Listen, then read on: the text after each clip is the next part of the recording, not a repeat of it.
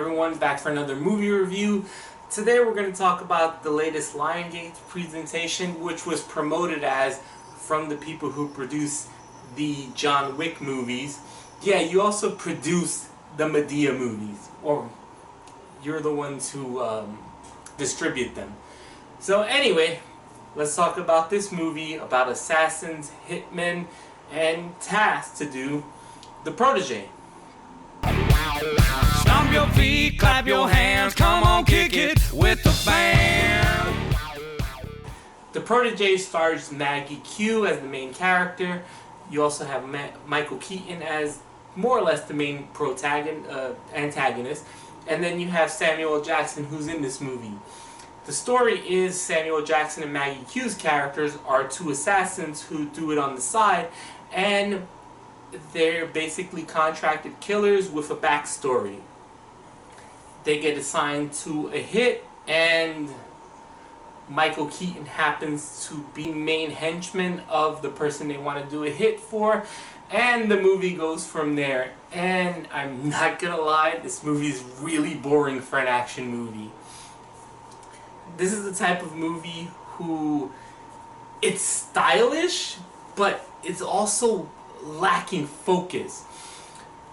I'm not gonna lie, there's several times in this movie where I had no idea what was the point of the movie. The mission that Maggie Q's character is sent on is so dull that I didn't know why we were going from place to place to place.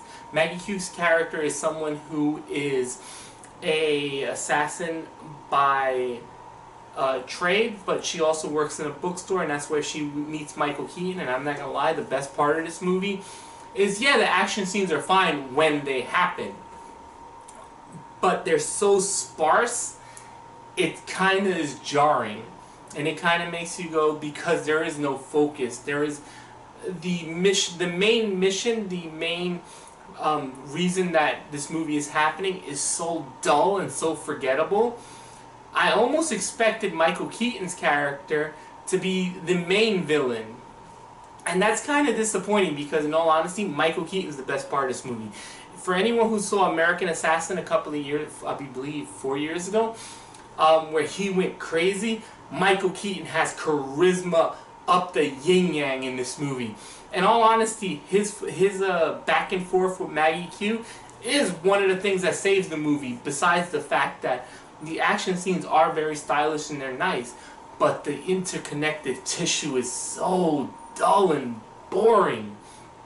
If you saw the trailer, yes, the trailer spoils something, and I'm not gonna lie, the ending is a whole lot of a mess. The ending involves a character explaining something that happened in the first act, but which makes no sense if you take more than 1 second to think about it.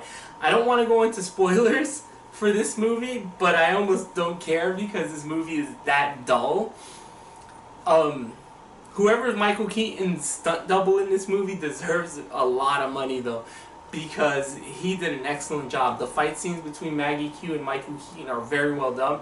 Their interplay is very well done. I even like the dialogue. There's a scene where they're sitting next to each other at a table at dinner, and their back and forth is hilarious. Michael Keaton's like, I've never been turned on by someone who has a gun pointed at my scrotum. How can you beat a line like that? But the movie almost feels like it's stalling for time, and it's not a long movie at all. It's about an hour and 30 minutes. And there's a backstory that was given in the beginning that's shown completely at the end, who feels like it was only added to add to the runtime because they figured out, holy shit, this movie's only an hour and 20 minutes. And it just felt like it prolonged the movie to like, let's get to the end. There's a speech at the end from a good guy to the main villain, which feels completely out of place because you're an assassin. I don't care how many people he killed, you're killing people as well. And the movie's kind of self-aware because it actually says it. The main villain goes, oh, you're going to tell me your self-righteousness. And the other character goes, Yeah, but I'm different because the movie was a whole lot of yawn in between stylish fight scenes. I really didn't care for it. I didn't care for the characters. I thought Maggie Q was she was trying so hard to be John Wick, the subdued character, that she felt bland because the blandness was all around the movie. There was nothing holding the movie together.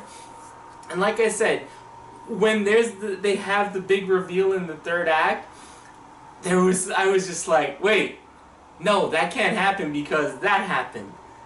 I don't care if that happened. They're going to look at that and they're going to know X, Y, and Z. And yeah, I didn't really enjoy this movie. Other than the fight scenes and Michael Keaton, I want to give it a 4.5. It's not terrible, but it's not a good movie as well. So, yeah, that's my ideas on The Protege. That's all I have for today. Tomorrow I'll be coming back with another movie review.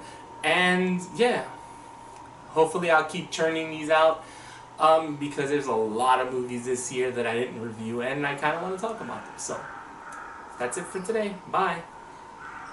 Let us hear you scream like it loud. We like it loud. We like it loud.